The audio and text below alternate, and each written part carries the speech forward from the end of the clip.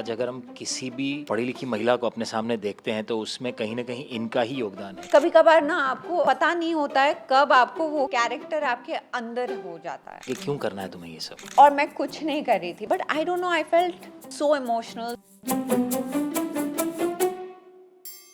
इतने बड़े social reformers जिनकी वजह से शायद हम आज अपने आसपास जितना भी कुछ देख रहे हैं उसमें इनका बहुत बड़ा योगदान है। जैसे पत्रा लिखा ने लास्ट इंटरव्यू में भी कहा कि आज अगर हम किसी भी पढ़ी लिखी महिला को अपने सामने देखते हैं तो उसमें कहीं ना कहीं इनका ही योगदान है, जिसकी वजह से फीमेल एजुकेशन की शुरुआत हुई अपने देश में।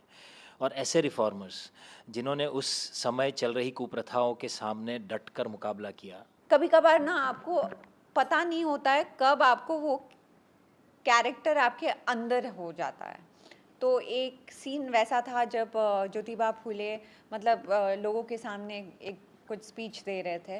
वो मोमेंट मेरे लिए, और मैं कुछ नहीं कर रही थी, मैं बस चुपचाप उधर बैठी थी, but I don't know, I felt so emotional, so moved by it that उस समय मुझे लगा है कि यार ये तो मैजिकल है। बहुत सारे ऐसे सीन हैं, कुछ जो मुझे अभी याद है एकदम, जो मैं बताना चाहूँगा। वो उसमें से एक तो है ज्योतिबा और उसके पिताजी का सीन है, जब उसे उनसे कहा जाता है कि क्यों करना है तुम्हें ये सब मत करो क्योंकि समाज पूरा देश तुम्हारे विरुद्ध हो जाएगा।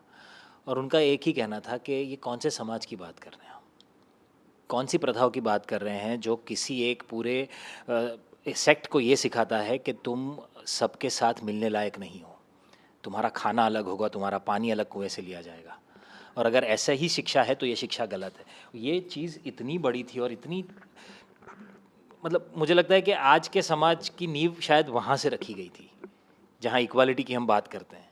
दूसरा ऐसा ही एक सीन था जब ज्योतिबा को महात्मा की पदवी दी जाती है और तब वो एक कुछ चीज़ें बोलना चाहते हैं, जिसका एक अंश हमने ट्रेलर में भी देखा कि हमारा देश बड़ा ही भावुक देश है और इसे धर्म जाति के नाम पे बांटना बहुत ही आसान है, ये भविष्य में भी होगा, क्रांति की ज्योत को जलाए रख। वो बोलते time I was feeling that power. Director का अप्रोच बहुत ही क्लियर था।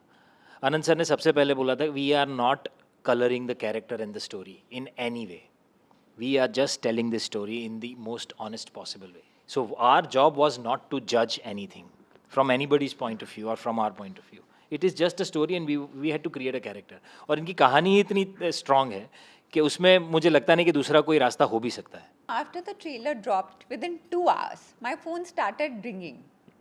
You know, and I got so many messages. Actually, people, लोगों को बहुत, I think, पसंद आ रहा है। बहुत सारे लोगों ने बहुत सारे मैसेजेस किए। उसमें से एक आध मैसेज तो ऐसा था कि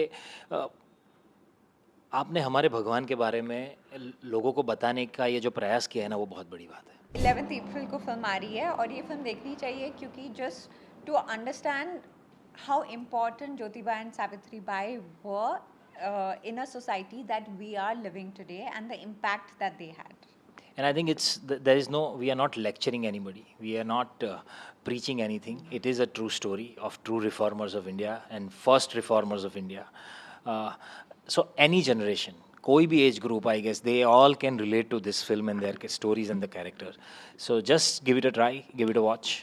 11th April in theaters.